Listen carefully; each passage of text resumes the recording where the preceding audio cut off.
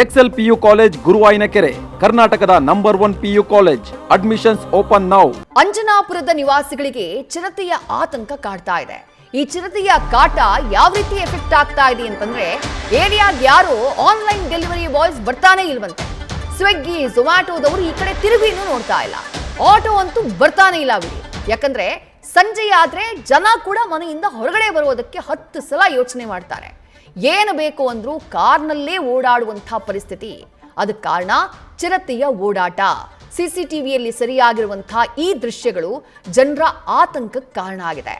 ಸಂಜೆಯಾದ್ರೆ ಸಾಕು ಚಿರತೆಯ ಓಡಾಟ ಈ ಪ್ರದೇಶದಲ್ಲಿ ಕಂಡು ಬರ್ತಾ ಇರೋದ್ರಿಂದ ಜನ ಮನೆಯಿಂದ ಹೊರಗಡೆ ಬರೋದಕ್ಕೆ ಹೆದರ್ತಿದ್ದಾರೆ. ಇನ್ನು ಸ್ಥಳದಿಂದ ನಮ್ಮ ಪ್ರತಿನಿಧಿ ಚಂದನ ಗ್ರೌಂಡ್ ರಿಪೋರ್ಟ್ ಅನ್ನ ಕೊಟ್ಟಿದ್ದಾರೆ, ನೋಡೋಣ ಬನ್ನಿ. ಅಂಜನಾಪುರದಲ್ಲಿ ಚಿರತೆಯ ಕಾಟ ಮಿತಿ ಮೀರಿರುವಂತದ್ದು ಇಲ್ಲಿನ ಸ್ಥಳೀಯರಿಗೆ ನಿದ್ದೆಗೆಡಿಸಿದೆ. ಅಂದ್ರೆ ಒಬ್ಬೊಬ್ಬರೇ ಓಡಾಡೋದಕ್ಕೂ ಕೂಡ ಕಷ್ಟ ಆಗುವಂತ ಪರಿಸ್ಥಿತಿ ನಿರ್ಮಾಣ ಆಗಿರುವಂತದ್ದು, ಪ್ರತಿ ಕ್ಷಣ ಆತಂಕದಲ್ಲೇ ಬದುಕುವಂತ ಪರಿಸ್ಥಿತಿ ಬಂದಿರುವಂತದ್ದು. ಸದ್ಯ ನಾನೀಗ ಅದೇ ಜಾಗದಲ್ಲಿದ್ದೀನಿ. ಅಂದ್ರೆ ಈ ಅಂಜನಾಪುರ ಆಲ್ಮೋಸ್ಟ್ ಕಾಡ್ ರೀತಿ ಪ್ರದೇಶ. ಅಂದ್ರೆ ಇಲ್ಲಿ ಹಗಲೊತ್ತಲ್ಲೇ ಅಂದ್ರೆ ಯಾರು ಕೂಡ ಜನಸಾಮಾನ್ಯರು ತೀರಾ ವಿರಳವಾಗಿ ಓಡಾಡುವಂತ ಪ್ರದೇಶ. ಈ ಒಂದು ಪ್ರದೇಶದಲ್ಲಿ ಸದ್ಯ ಕಳೆದ 1 ವರ್ಷದಿಂದ ಆಗಾಗ ಚಿರತೆ ಕಾಣಿಸ್ಕೊಳ್ತಾ ಇದ್ದು ಇಲ್ಲಿನ ಸ್ಥಳೀಯರಿಗೆ ಒಂದ್ ರೀತಿ ಆತಂಕ ಉಂಟಾಗಿರುವಂತದ್ದು. ಎಷ್ಟರ ಮಟ್ಟಿಗೆ ಅಂದ್ರೆ ಒಬ್ಬೊಬ್ಬರೇ ಓಡಾಡೋದಕ್ಕೂ ಕೂಡ ಭಯ ಆಗ್ತಾ ಇರುವಂತದ್ದು. ಬೆಳಗ್ಗೆ ನಾಯಿಯನ್ನ ವಾಕಿಂಗ್ ಕರ್ಕೊಂಡು ಹೋಗೋಕಿರ್ಬೋದು, ಸ್ವಿಗ್ಗಿ, ಆಟೋ ಚಾಲಕರಿಗೂ ಕೂಡ ಇಲ್ಲಿ ಪ್ರವೇಶ ಮಾಡೋದಕ್ಕೆ ಒಂದ್ ರೀತಿ ಭಯ ಆಗಿರ್ಬೋದು. ಸದ್ಯ ಈಗ ಅರಣ್ಯ ಇಲಾಖೆಯವರು ಒಂದು ಬೋನನ್ನ ಇಟ್ಟಿದ್ದಾರೆ. ನೀವು ದೃಶ್ಯಗಳಲ್ಲಿ ಗಮನಿಸ್ತಾ ಇರ್ಬೋದು, ಒಂದು ಮನೆ ಪಕ್ಕ ಬೋನನ್ನ ಇಟ್ಟಿದ್ದಾರೆ. ನಿನ್ನೆ ಈ ಬೋನ್ ಒಳಗಡೆ ಒಂದು ನಾಯಿಯನ್ನ ಇಡ್ಲಾಗಿತ್ತು ಅನ್ನುವಂತ ಮಾಹಿತಿ ಇತ್ತು. ಆದ್ರೆ ಈವರೆಗೂ ಕೂಡ ಇಲ್ಲಿ ಚಿರತೆ ಬಂದು ಬೋನ್ ಒಳಗಡೆ ಬಿದ್ದಿಲ್ಲ, ಚಿರತೆ ಲಾಕ್ ಆಗಿಲ್ಲ ಅನ್ನುವಂತ ಮಾಹಿತಿ ಇರುವಂತದ್ದು. ಅಂದ್ರೆ ಮತ್ತೊಂದು ಕಡೆ ಸ್ಥಳೀಯರು ಕೂಡ ಆತಂಕನ ವ್ಯಕ್ತಪಡಿಸ್ತಾ ಇದ್ದಾರೆ. ಒಂದು ಬೋನ್ ಅನ್ನ ಇಟ್ರೆ ಯಾವುದೇ ರೀತಿ ಚಿರತೆ ಲಾಕ್ ಆಗೋದಿಲ್ಲ, ಮತ್ತೆರಡು ಬೋನ್ ಅನ್ನ ಇಟ್ರೆ ಸಹಕಾರಿ ಆಗ್ಬೋದು, ಒಂದ್ ರೀತಿಯಲ್ಲಿ ಸಹಾಯ ಆಗ್ಬೋದು ಚಿರತೆಯನ್ನ ಹಿಡಿಯೋದಿಕ್ಕೆ ಅನ್ನುವಂತ ಒಂದು ಆಗ್ರಹವನ್ನ ಹೇಳ್ತಾ ಇರುವಂತದ್ದು. ಸದ್ಯ ನಾನೀಗ ಇಲ್ಲಿನ ಸ್ಥಳೀಯರನ್ನ ಮಾತನಾಡಿಸುವಂತ ಪ್ರಯತ್ನ ಮಾಡ್ತೀನಿ.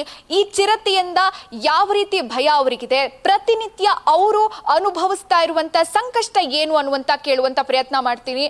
ಅಮ್ಮ ನಮಸ್ತೆ. ಇಲ್ಲಿ ಎಷ್ಟು ವರ್ಷದಿಂದ ಚಿರತೆ ಕಾಣಿಸ್ಕೊಳ್ತಾ ಇದೆ, ಅದರಿಂದ ನಿಮಗೆ ಏನೆಲ್ಲ ಸಮಸ್ಯೆಗಳಾಗ್ತಾ ಇದೆ?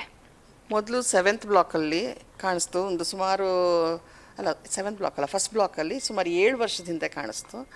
ಆವಾಗ ಒಂದು ಹಸುನ ಅದು ತೊಗೊಂಡು ಹೋಗಿದೆ ಅಂತ ಇದಾಗಿತ್ತು. ಆಮೇಲಿಂದ ಫರ್ದರ್ ಅದಷ್ಟಕ್ಕೆ ನಿಲ್ತು. ಮತ್ತೆ ಈಗ ಒಂದು 3 ವರ್ಷದ ಹಿಂದೆ ಇನ್ನೊಂದು ಸರ್ತಿ ಹೀಗೇ ಒಂದು ನಾಯಿನ ಹಿಡ್ಕೊಂಡು ಹೋಗಿದೆ ಅಂತ ಮಾಹಿತಿ ಬಂತು. ಈಗ ಏನಾಗಿದೆ ಅಂತಂದರೆ, ಈಗೊಂದು ಲಾಸ್ಟ್ ಸೆಪ್ಟೆಂಬರಿಂದನೂ ಅಥವಾ ಒಂದು ಜೂನ್ ಜುಲೈ ಲಾಸ್ಟ್ ಇಯರಿಂದ ಸಿಕ್ಕಾಪಟ್ಟೆ ಜನ ಮಾಹಿತಿ ಕೊಡ್ಲಿಕ್ಕೆ ಶುರು ಮಾಡಿದ್ರು. ಯಾರೋ ಕಾರಲ್ಲಿ ಹೋಗ್ತಾ ನೋಡಿದ್ವಿ ಅಂದರು, ಯಾರೋ ಸ್ಕೂಟ್ರಲ್ಲಿ ಹೋಗ್ತಾ ನೋಡಿದ್ವಿ ಅಂದರು. ನಮಗೆ ಫಸ್ಟ್ ಬಂದಂಥ ಮಾಹಿತಿ ಯಾವುದು ಅಂದರೆ, ಇಲ್ಲಿ 8th ಬ್ಲಾಕ್ ಅಥವಾ 7th ಬ್ಲಾಕ್ನಲ್ಲಿ ಇರ್ತಕ್ಕಂತಹ ಪವರ್ ಸ್ಟೇಷನ್ ಏನಿದೆ ಅದರ ಕಾಂಪೌಂಡ್ ಮೇಲೆ ಕೂತಿತ್ತು. ಇಮಿಡಿಯೇಟಾಗಿ ಪವರ್ ಸ್ಟೇಷನ್ ಎಂಪ್ಲಾಯೀಸ್ ಬಂದು ನಮ್ಮ ಮನೆಗೆ ಹೇಳಿದ್ರು. ಯಾಕಂದರೆ 7th ಬ್ಲಾಕು 8th ಬ್ಲಾಕು ಒಂದು ರಸ್ತೆ ಸಪ್ರೇಟ್ ಮಾಡುತ್ತಷ್ಟೇ. ಸೊ ಸುಮಾರು ಒಂದು 50 ಮೀಟರ್ಸ್ ದೂರದಲ್ಲಿ ನಮ್ಮ ಮನೆ ಇದೆ. ಬಂದು ಮೇಡಮ್ ಈ ಥರ ಸ್ಪಾಟ್ ಮಾಡಿದ್ವಿ ಅಂತ ಹೇಳಿದ್ರು. ಇಮಿಡಿಯೇಟಾಗಿ ನಮ್ಮ ಅಸೋಸಿಯೇಷನ್ ಮೂಲಕ ನಾವು, ಅಂದರೆ ನಮ್ಮದು PAN Anjanapura residents welfare association ಏನು ಪರ್ವ ಅಂತ ಕರಿತೇವೆ, ಅದಕ್ಕೆ ಮಾಹಿತಿಯನ್ನು ನಾವು ಇದಕ್ಕೆ ಕೊಟ್ವಿ, ಫಾರೆಸ್ಟ್ ಡಿಪಾರ್ಟ್ಮೆಂಟ್. ನ್ಯೂಸ್ ಫಸ್ಟ್, ನಿರ್ಭೀತಿಯಿಂದ ನಿಮ್ಮ ಪರವಾಗಿ.